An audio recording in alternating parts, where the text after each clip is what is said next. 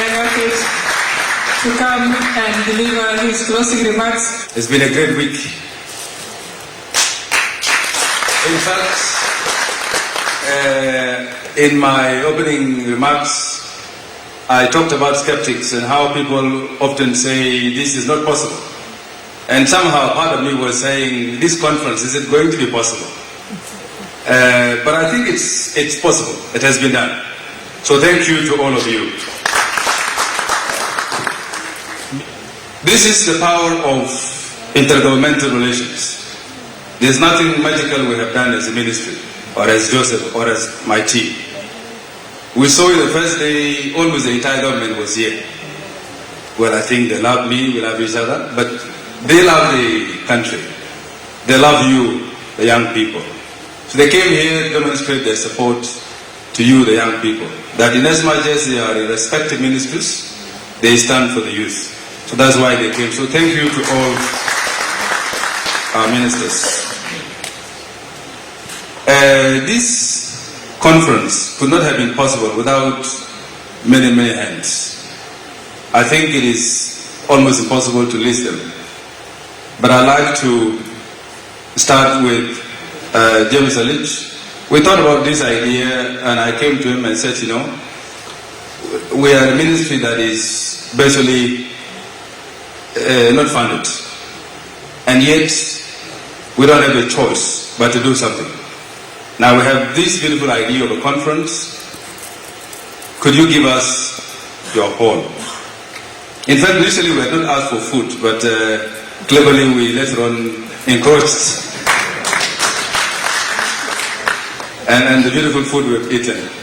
So thank you, James, and your lovely team.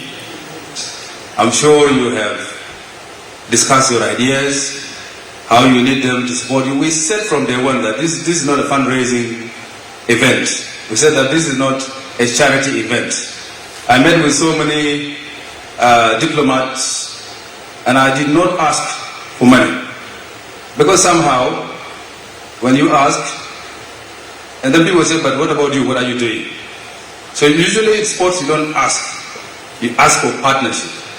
And partnership, you demonstrate that you are a worthy partner. Because if you open your arms looking for people and they are not coming back, perhaps you check yourself. So we said we're going to check ourselves so that when we stretch our arms to look for partners, they are coming forward to us. So this conference was to scope opportunities, giving federations opportunities to interact with the businesses. This is what I want to do next year. This is the business potential it has. This is how it can advance the business. I hope that has happened. And going forward, I'd just like to calibrate what we will do. First, and we're moving fast forward with that, is the establishment of the Sports Development Fund, which was announced by the Minister of Finance. I think that deserves a better applause.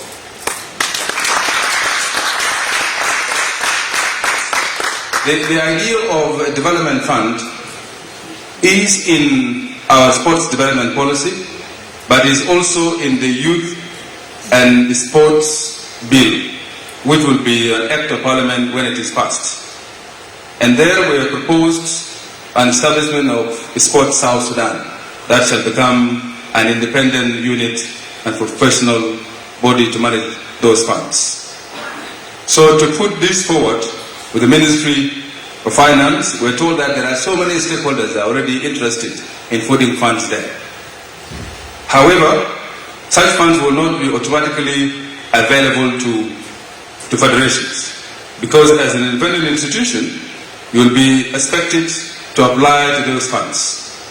So as federations, think about how to get those funds through your activities, because it will not just be a budget that you draw when and if you need it.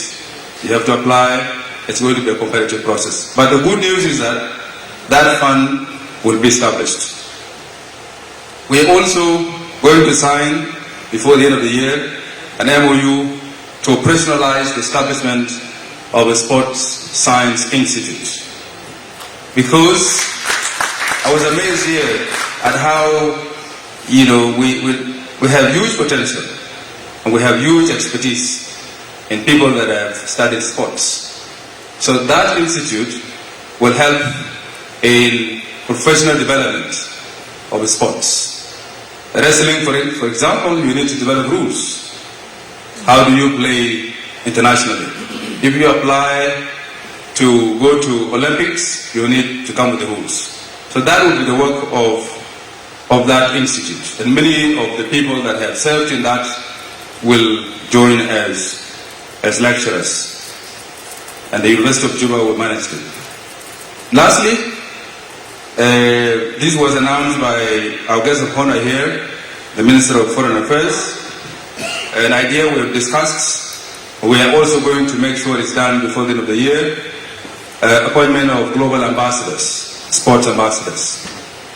This is key, and Ambassador Geng spoke about it earlier on. This is key to mobilize resources, to mobilize goodwill. Because as you see now, sports cannot be and must not be the work of the ministry alone. It's huge, actually much bigger than us. And so we need somebody and people of goodwill that are known internationally and also nationally to mobilize resources. The DG, our job is not going away. So even when we create these institutions, we are still the regulators. And nobody in the ministry should feel perhaps our work is leaving our hands. I think these innovative ideas should be one of the catalysts to take this conference forward. I'm sure the conference organizers will share the report in which we will see a lot of these activities in. I'd like to close with a challenge to the state ministers. It's something that the Minister of Roads and Bridges has always said in the cabinet, that those days the government at Juba level was looking down. Now the government in the states is looking up. This is to say that the work actually is in the states. So the state ministers, question of land, question of organizing the federations, questions of engaging with the budget process to make sure there's a budget, is your responsibility. If you wait for Juba, if you wait for my ministry to send you funds, it will only be a sizable fund. But there's a lot you can do in the states. For instance, today, if an investor comes and wants to put a mega stadium, perhaps maybe WOW, which gave me a piece of land last time, could be ready. But the majority of the states will not have a designated land for sports. So start from there. As you live here, let us hear next year what are the innovative ideas in the states to take the sports development forward. I think that there's a lot that has been said about challenges, but of course we have stopped talking about challenges many years ago, because challenges can only pin you down and not do much. So let's talk about opportunities. And there are so many opportunities in the states in terms of land for sports, in terms of talent, in terms of engaging young people in the school system. We don't have school competition, so let's have that. For the federations, my honeymoon has ended with you, because I'm now 1 year on the job. 2025, let's make it great. It begins with you showing results. It begins with you coming with activities. And not activities and budgets, activities and ideas to finance those activities. So we would like to see all the federations having professional leagues, having activities taking place, so that the government can come in to support. We will also be organizing tours to some countries to mobilize resources. And so organize your talking points so that I see here you had a lot of background of who you are and the challenges. But if I'm an investor, you have 2 minutes, you have not told me anything. You have literally complained to me. But we are not related to you, I'm a business person. So I need to hear from you. who you are, what ideas do you have, and why should I fund you? So begin to work on those ideas as we organize tours to respective countries in the year to come. I think I've talked much, and I really like to thank everyone for being attentive. 3 days of intense deliberations, and I think we are proud that we've achieved so much together. I thank you very much.